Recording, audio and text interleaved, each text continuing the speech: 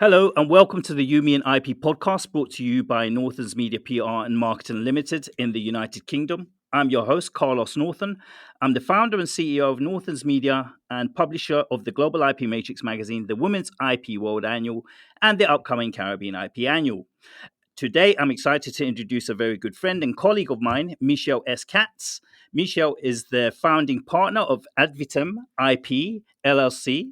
Michele has over 20 years of expertise in all areas of intellectual property law, including client counseling, strategic analysis, licensing, prosecution, and litigation.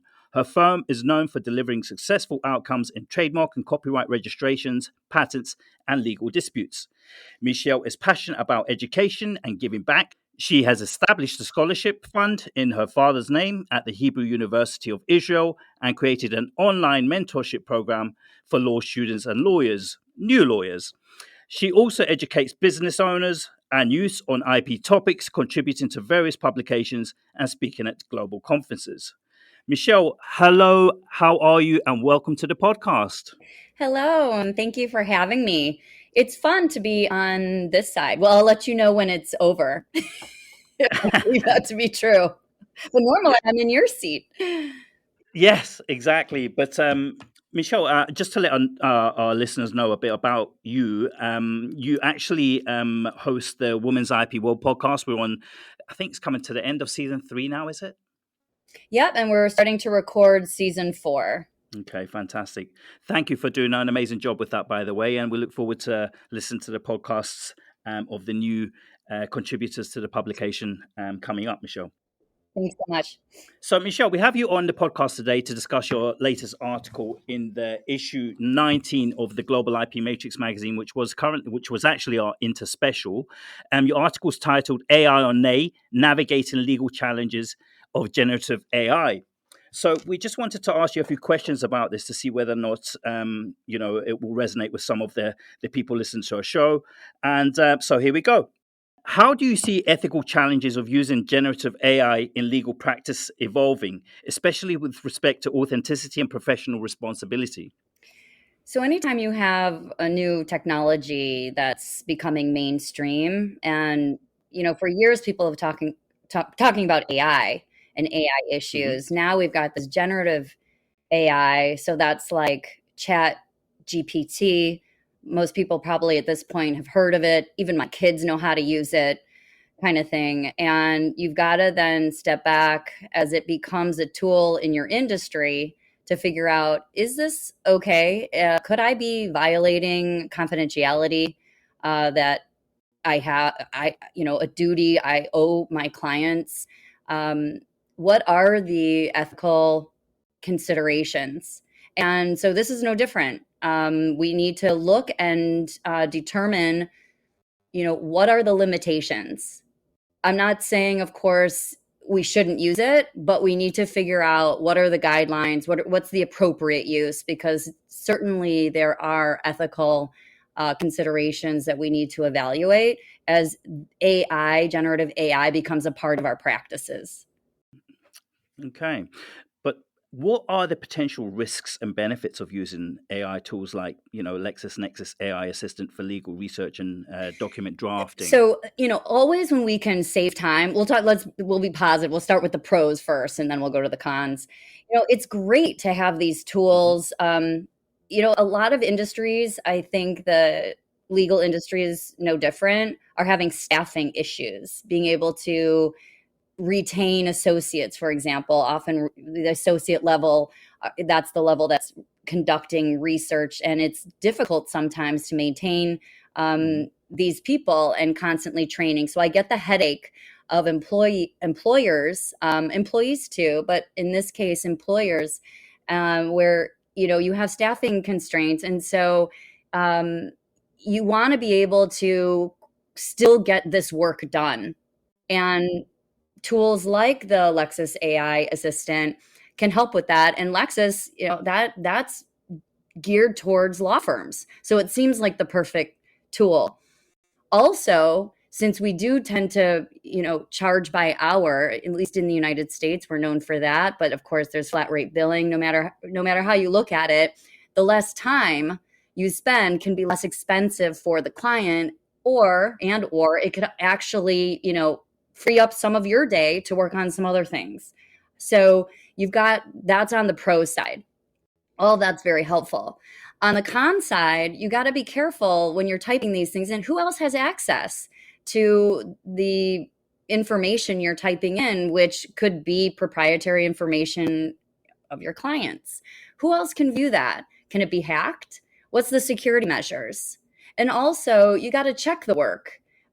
Just because Lexis AI or Assistant or whatever other tool that you may be using, you got to make sure that you're checking that what the information that's being generated is actually accurate. Sure.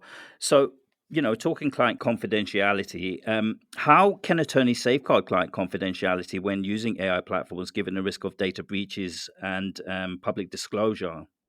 I think it's important for your client to know what you're, a lot of times in the legal field, it's about, Hmm. consent, being, transparent with your client, letting them know what tools you use. I don't think there's anything wrong with that. I think having that open dialogue with your client just puts you in a better position with the relationship with your client, but also, as far as having that discussion and making sure that they know what risks there are, even if it might shave off some dollars or euros or whatever the case may be on their bill.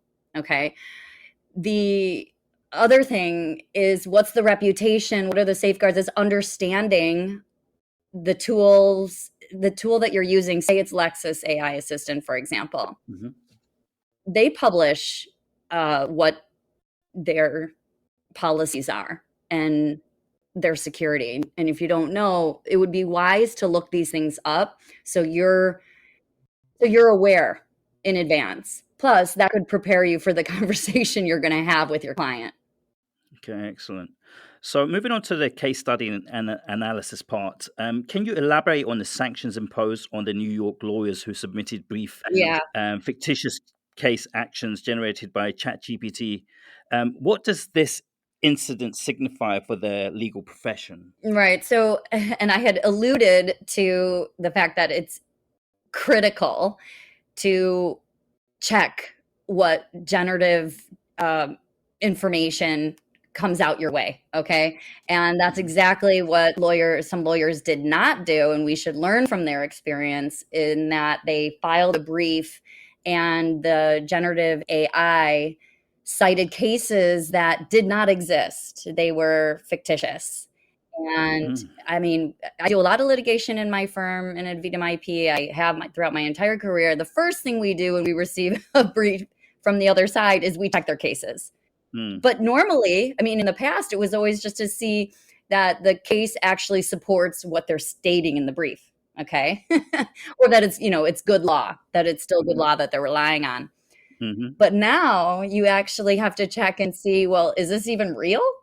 I mean, it seems kind of absurd, but you know, you're up to, who knows the circumstances of how and why it was filed without being checked, because it was clearly not checked.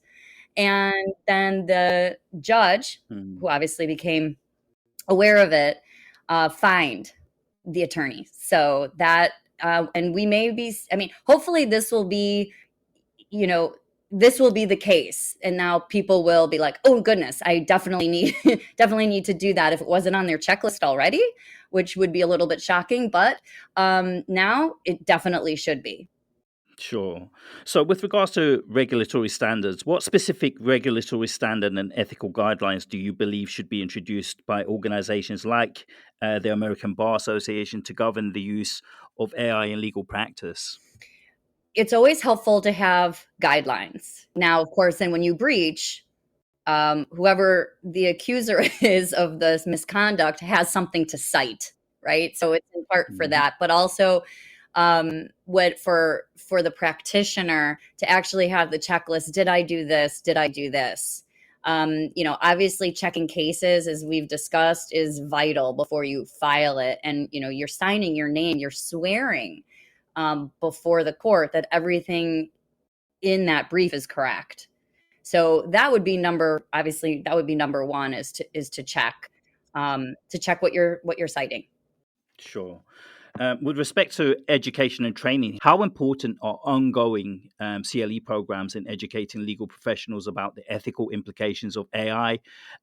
What should these programs focus on, Michele? Certainly, and I would imagine that certain organizations, even in our IP community, would be lobbying for certain procedures to be included, adopted by various organizations around the world. But Hmm. the confidentiality piece, authenticity, and accuracy verification, I think would be three areas that would be helpful for practitioners.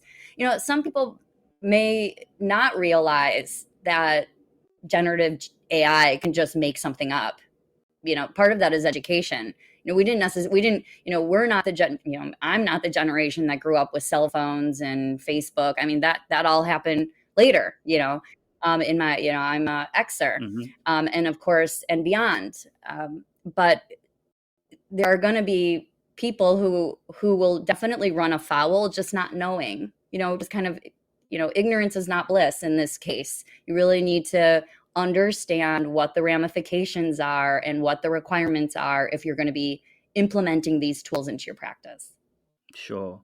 I mean, it's crazy to talk about the future of AI in law when we've barely, touched the surface, and we're just getting started with this. But in what ways can AI be ethically and effectively integrated into legal practice to enhance efficiency while maintaining integrity of the legal profession, Michele?